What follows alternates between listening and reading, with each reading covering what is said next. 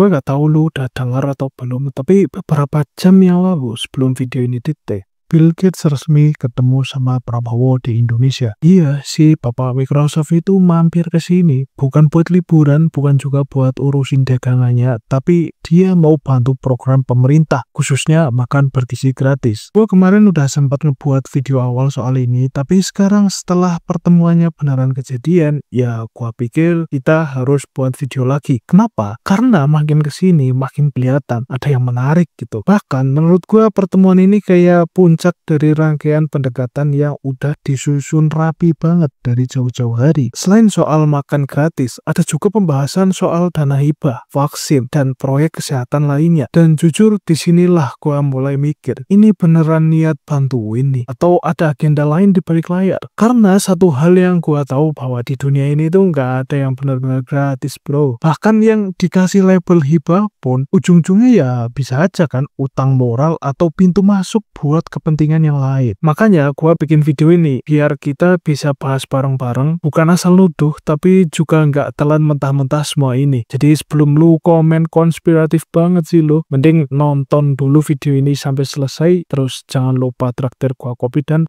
mari kita bahas.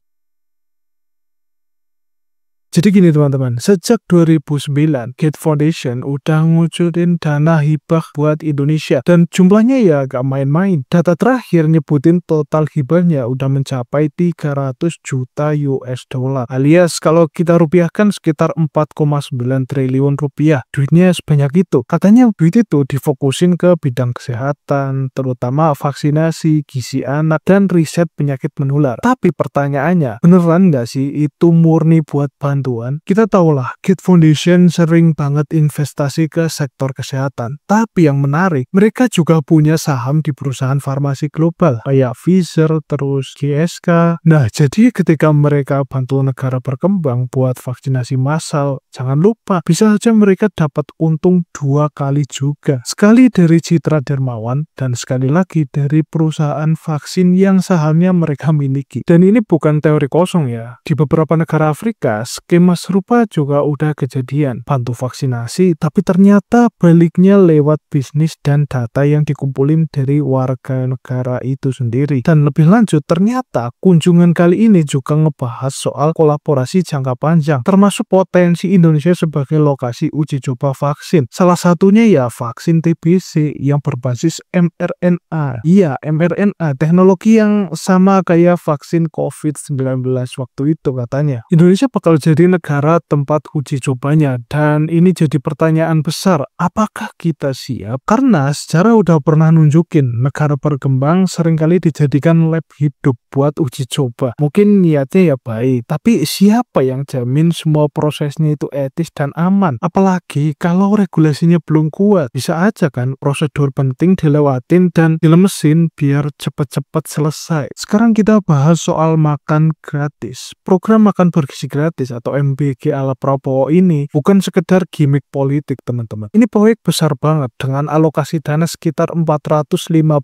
triliun rupiah sampai tahun 2029, dan jelas Bill Gates sangat tertarik banget dengan program ini. Kenapa? Karena Gates Foundation emang punya fokus besar ke isu stunting dan gizi buruk. Mereka percaya bahwa intervensi terbaik dilakukan di 1000 hari pertama kehidupan, dari masa kehamilan sampai anak umur 2 tahun. Nah, disinilah titik temunya sama program MBG ini. Bill Gates dan Prabowo sama-sama ngelakuin peninjauan ke sekolah-sekolah dasar dan posyandu. Bill Gates kayaknya terkesan banget, bahkan katanya siap bantu Indonesia ngembangin sistem distribusi makanan dan intervensi gizi berbasis data. Tapi pertanyaannya, bantuan kayak gini bakal seberapa netral? Karena kalau kita lihat tren global, program gizi dan makanan sering jadi pintu masuk buat industri makanan olahan, suplemen, dan bahkan multivitamin. Bayangin kalau ujung-ujungnya makanan bergizi itu justru diganti sama biskuit sehat fortifikasi buatan perusahaan global yang dapat lisensi dari yayasan-yayasan besar, dan ujung-ujungnya sekolah malah jadi tempat distribusi produk, bukannya edukasi soal pola makan sehat dari sumber lokal. Niatnya bantu anak makan sehat, tapi jangan-jangan isinya ultra processed food dengan bungkus nutrisi modern. Kalau kayak gitu, apa bedanya sama kapitalisasi digitalisasi industri kesehatan. Dan jangan lupa, kalau kita terlalu bergantung sama hibah asing, bukan gak mungkin arah program nasional kita jadi ikut-ikutan maunya jadi donor. Misalnya hari ini diskusi fokus ke gizi, besoknya ganti ke vaksin, lusa ke edukasi reproduksi. Padahal mestinya semua itu jalan beriringan dan sesuai dengan kebutuhan lokal masyarakat. Gak semua solusi luar cocok buat kondisi kita. Jangan sampai program yang tujuannya bagus malah jadi ladang bisnis buat korporasi luar. Nah, sekarang kita masuk ke isu yang lebih sensitif, yaitu uji coba vaksin. Indonesia emang punya masalah besar sama TBC. Kita termasuk negara dengan beban TBC tertinggi di dunia. Jadi kalau ada pengembangan vaksin baru, secara logika kita memang butuh itu ya. Tapi jangan lupa, vaksin yang bakal diuji coba ini pakai teknologi mRNA, teknologi yang masih cukup baru, bahkan buat negara maju sekalipun. Dan kabarnya uji coba klinis tahap lanjut ini akan dilakukan di beberapa negara, termasuk di Indonesia juga. Tapi pertanyaannya, kenapa negara kita? Karena populasinya besar, karena datanya mudah diakses, atau karena regulasinya yang lebih longgar? Dan gue sempat mikir juga, jangan-jangan MBG ini kayak jadi pintu manis buat masukin uji coba vaksin. Makan gratis di depan, vaksinasi di belakang. Semuanya atas nama kesehatan. Menarik kan? Kita tahu dalam dunia farmasi, uji coba klinis itu butuh ribuan subjek. Kalau di negara maju prosesnya ribet dan diawasi secara ketat, di negara berkembang bisa aja itu lebih fleksibel. Ini yang bikin orang-orang was-was. Jangan sampai masyarakat kita dijadikan kelinci percobaan, meskipun dengan embel-embel atas nama sains atau bantuan kemanusiaan. Dan kalau kita bicara soal tidak ada yang gratis, ini saatnya kita buka mata, teman-teman. Ya, Bill Gates mungkin tidak minta bayaran langsung, tapi semua proyek ini membuka akses luar biasa ke data kesehatan warga Indonesia, sistem logistik makanan nasional, dan bahkan ke kurikulum edukasi kesehatan, teman-teman. Dan jangan lupa, Gates Foundation juga terlibat di banyak proyek digitalisasi kesehatan global. Jadi nggak heran kalau nantinya ada proyek-proyek pelacakan gizi anak lewat aplikasi.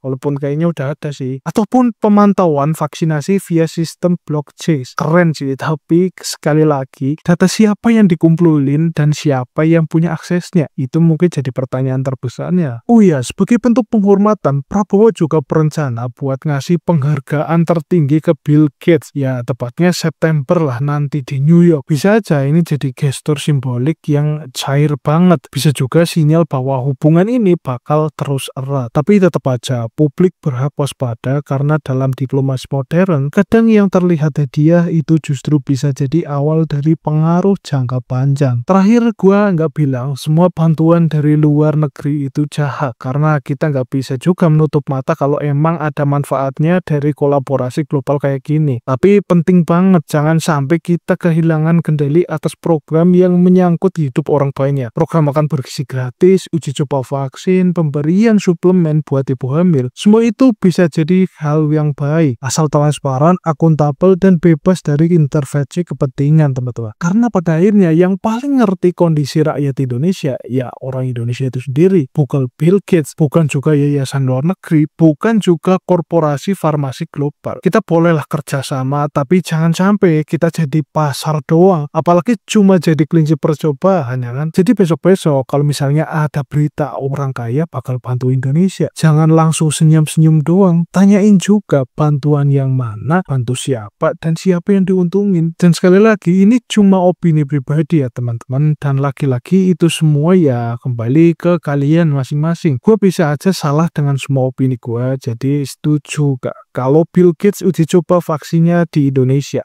Drop pendapat kalian di kolom komentar di bawah. Boleh kasih pandangan ataupun debat gue juga boleh di kolom komentar di bawah. Oke, mungkin itu aja yang pengen gue sampaikan di video kali ini. Jangan lupa like, comment, dan subscribe. Dan jangan lupa kasih head comment kalian di kolom komentar di bawah. Gue Afif Hadrianto. Sampai jumpa di video berikutnya.